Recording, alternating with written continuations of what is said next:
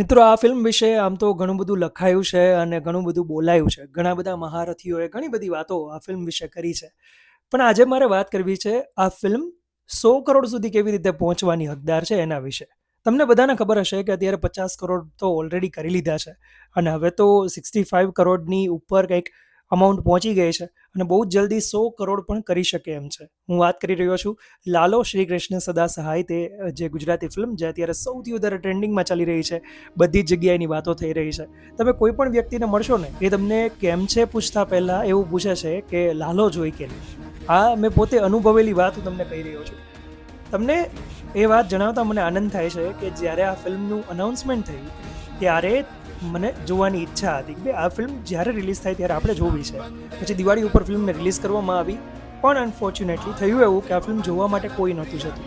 એના લીધે રાજકોટમાં એના શોઝ કેન્સલ ઉપર કેન્સલ થઈ રહ્યા હતા. એક પોઈન્ટ એવો આવ્યો કે આ ફિલ્મને થિયેટરમાંથી ઉતારી લેવામાં આવી અને I was out of Rajkot. અને ત્યારે હું ત્યાંથી આવ્યો અને મેં રાજકોટમાં આવી અને ચેક કર્યું તો શોઝ એકેય નહીં. 2-3 દિવસમાં ફિલ્મ પાછી રિલીઝ થઈ અને મને સદભાગ્યે એ જોવાનો ચાન્સ મળ્યો. અને એ ફિલ્મ જોયા પછી મને લિટરલી એમ થયું કે દોસ્ત, હા, મતલબ આ ફિલ્મ કદાચ ગુજરાતી ફિલ્મની નવી સવાર હશે. આ ફિલ્મ ગુજરાતી ફિલ્મ ઇન્ડસ્ટ્રી માટે નવી સવાર હશે. અને એ એકચ્યુઅલમાં એવું જ હતું. એના પછી જે રીતે આ ફિલ્મે એક નવો યુગ શરૂ કર્યો છે, બધાએ અનુભવ્યો છે, બધાને ખબર છે કે લોકો પોતાના લડ્ડુ ગોપાલને જે પોતાના ઘરે હોય એને ફિલ્મમાં લાવી રહ્યા છે, એના માટે સીટ્સ બુક કરી રહ્યા છે. એ સાથે જ નાના નાના બાળકોથી લઈને વૃદ્ધ સુધી હર કોઈને આ ફિલ્મ ગમી રહી છે. બધા લોકો આ ફિલ્મમાં છેલ્લે ગરબા રમી રહ્યા છે. દ્વારિકાનો નાથ જે ગીત આવે છે એના ઉપર. આ સાથે જ આ ફિલ્મમાં કેટલી માસુમિયત બતાવવામાં આવી છે. તમને એમ જ લાગે તમારી આજુબાજુમાં આ સ્ટોરી બને છે, આ ઘટના બને છે, આ કથા બને છે. આપણે બધાએ એ ઘટના, એ વાર્તાને અનુભવેલી છે. બીજી વાત, આ ફિલ્મમાં ભાષા છે એ રાજકોટની ભાષા રાખવામાં આવી છે. કારણ કે અહીંયા અમે એમ જ બોલીએ છીએ. અમે એમ નથી બોલતા કે આ ગયો પેલો ગયો, અમે એવી ભાષા નથી બોલતા. એ અમદાવાદ સાઈડ બોલવામાં આવે છે. એ પણ ગુજરાતી છે, એનો ટોન અલગ હોય છે. હવે એ કોઈ કાઠિયાવાડી વ્યક્તિ હોય કે કાઠિયાવાડને બિલોંગ કરતો વ્યક્તિ હોય, એ બોલતો હોય તો એ આખું મતલબ અલગ જ સાઉન્ડ કરે. એ બહુ સરસ લાગે, બહુ મીઠું લાગે. કાઠિયાવાડી ભાષાને આટલી મીઠી બતાવવા માટે થઈને હેટ્સ ઓફ ટુ અંકિત સખિયા કે એણે આ સાહસ કર્યું. બાકી અત્યાર સુધીમાં કોઈએ આવું સાહસ કર્યું જ નહોતું. બધા લોકો એક અલગ જ વેવમાં જતા હતા, એક અલગ જ ફ્લોમાં જતા હતા. એક જ શહેરમાં ફિલ્મ બનાવવી, એક જ શહેરના એ જ બધા જે સ્ટાર્સ છે, એ જ બધા જે એક્ટર્સ છે, એમને જ રિપીટ કરવા, એ જ બધા સંગીતકારોને રિપીટ કરવાના, એ જ બધા બીજી જે કંઈ ટેકનિકલ ટીમ આવતી હોય એ બધાને રિપીટ કરવાના. નવા કોઈને ચાન્સ જ નહોતો મળતો. ખરેખરમાં એક એવી આશા અંકિતે જીવિત કરી દીધી છે કે જે લોકો ઘણા સમયથી વિચારી રહ્યા હતા. તો અંકિતભાઈ સખિયાને મેની થેન્ક્સ કે એમણે આ સાહસ કર્યું.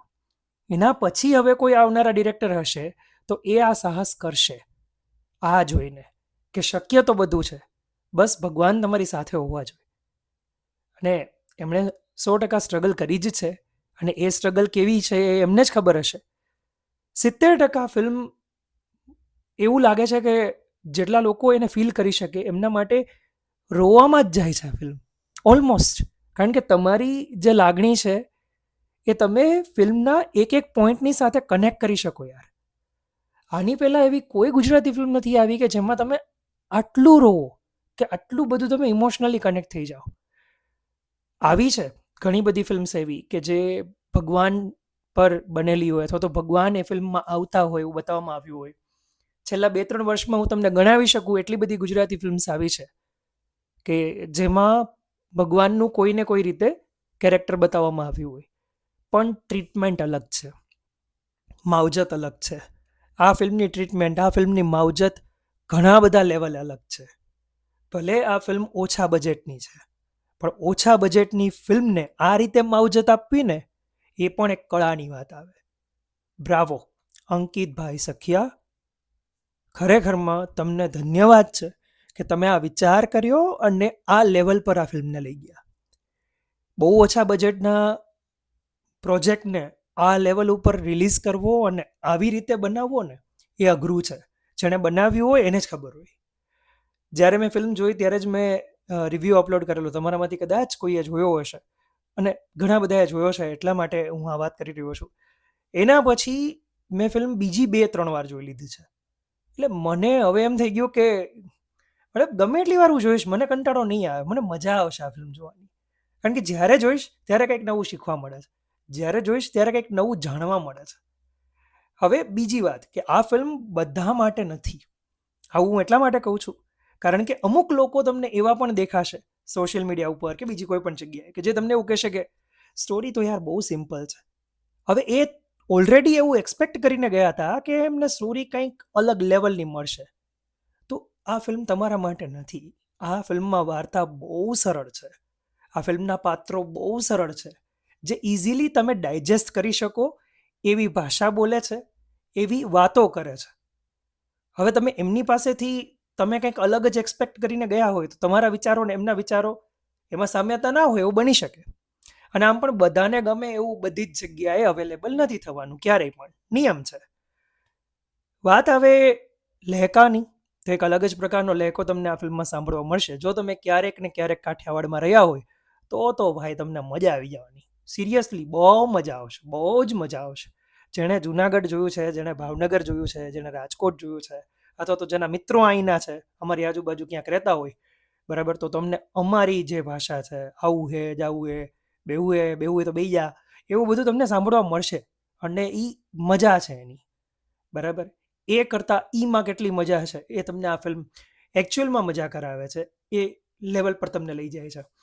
બીજી વાત, જો હું ભૂલતો ના હોઉં તો 100 કરોડનો આંકડો પાર કરવામાં આવે બસ અત્યારે જો હું વાત કરું તો 25 કરોડ જેવા બાકી રહ્યા છે, 25 થી 30 કરોડ જેવા. અને એ પણ બહુ જલ્દી ક્રોસ થઈ શકે એમ છે, બિકોઝ કે વર્લ્ડમાં જે જગ્યાએ કદાચ આ કલાકારોએ વિચાર પણ નહીં કર્યો હોય એવી જગ્યાએ આ ફિલ્મના શોઝ હાઉસફુલ થઈ રહ્યા છે.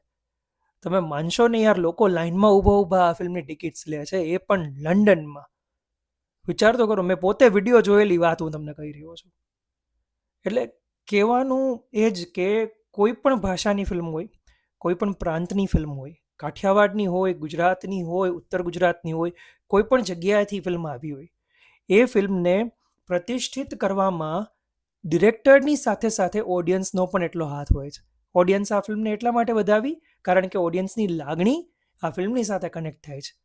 જ્યારે તમે વિચારી લો કે તમારે કોના માટે ફિલ્મ બનાવી છે, તમે કોને વાર્તા કહી રહ્યા છો, તમારું એ ક્લિયર હોય ને એટલે તમે સારી વાર્તા બનાવશો, એટલે તમારી ફિલ્મ સારી બનશે. અને તમે એ જે માસને તમે ટાર્ગેટ કરી રહ્યા છો એ માસને તમે પ્રોપર એ ફિલ્મને પહોંચાડી દેશો. આ ફિલ્મમાં જે પાત્રો છે ને એ લોકો બહુ ભોળા બતાવાયા છે, મને એ બહુ ગમ્યું.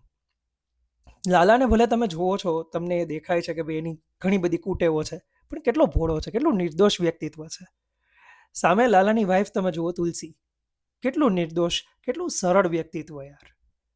આટલું બ્યુટીફુલ કેરેક્ટરાઇઝેશન થયું છે કે તમને એક એક ફ્રેમ જોવાની મજા આવે. તમને એ કેરેક્ટર્સ જે બોલતા હોય ને બધું નેચરલ લાગે, તમને એવું ના લાગે કે આની પાસે આ કરાવવામાં આવી રહ્યું છે.